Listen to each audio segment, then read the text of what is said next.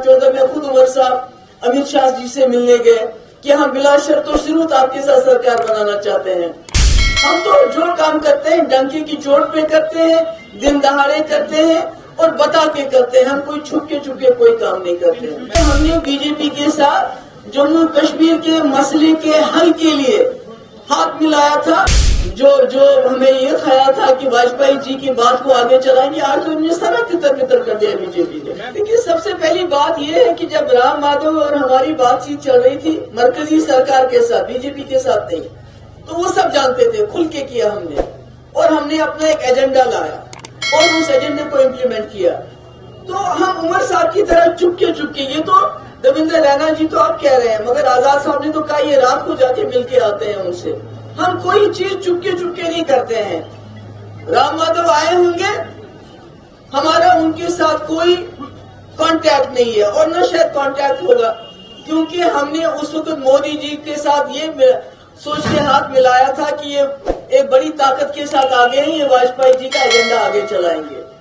और यही वजह है कि बहसत वजीर आला, पहली वजीर आला जम्मू कश्मीर की, जिन्होंने सेपरेटिस्ट को खत लिखा कि आप बातचीत की दावत दी मैंने उनको। मुझे बताइए कौन वजीर आला कर सकता है? बाकी देवेंद्र रैना इनके दोस्त हैं, वाकिफ हैं इनके। जब वो कहते हैं कि 2014 में खुद उमर साहब अमित शाह जी से मिलने गए कि हम बिला शर्त और शुरूत आपके साथ सरकार बनाना चाहते हैं। हम तो जो काम करते हैं डंके की चोट पे करते हैं, दिन दहाड़े करते हैं और बता के करते हैं। हम कोई छुप के कोई काम नहीं करते हैं।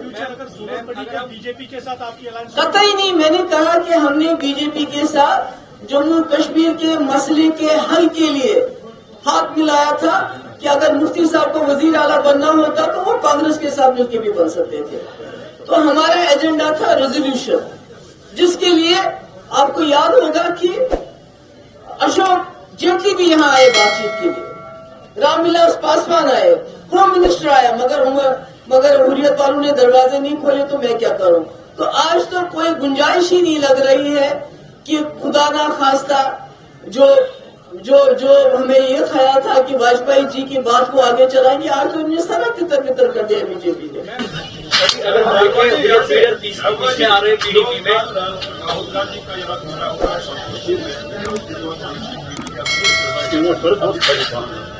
बीजेपी ने कहा है कंपल्शन चॉइस ये अलायंस हुआ उसका जो रीजन है आपको? अरे देखिए, ये तो मुझे नहीं मालूम कंपल्शन है ये क्या है, पर जहां भी एनसी और कांग्रेस का अलायंस हुआ है वहां पर खासकर जैसे आपको लद्दाख में अलायंस हुआ था तो एनसी ने इंडिपेंडेंट कैंडिडेट खड़ा कर दिया, जो जीत के आ गया फिर वो एनसी में चला गया। तो हर जगह वही फ्रेंडली फाइट हो रहा है तो अलायंस का तो। मगर दूसरी बात, जहां तक साउथ कश्मीर का सवाल है, साउथ कश्मीर में स्कूल अपग्रेडेशन से लेके, कॉलेजेस से लेके, यूनिवर्सिटी से लेके, एम्स से लेके, तहसीलों से लेके, डिस्ट्रिक्ट से लेके, अगर कुछ काम हुआ है वो मुफ्ती साहब के 3 सालों में हुआ है, नेशनल कॉन्फ्रेंस के 50 साल में नहीं हुआ है। Sorry, he is most welcome. Rahul Gandhi Kashmir आना चाहते हैं, अपनी पार्टी के लिए प्रचार करना चाहते हैं, उनको पूरा हक है, should do that. Madam, PDP में हुर्रियत नेता आ रहे हैं, क्या हम माने पीडीपी की विचारधारा अब असरअंदाज हो रही है हुर्रियत वालों से? देखिए, पीडीपी की विचारधारा किसी से अंदाज नहीं। हमने जब बीजेपी के साथ भी हाथ मिलाया तो हमारा अपना एजेंडा चला है, नहीं तो मैं 12,000 नौजवानों की एफआईआर वापस नहीं ले सकती थी अगर मैंने बीजेपी का एजेंडा चलाया होता।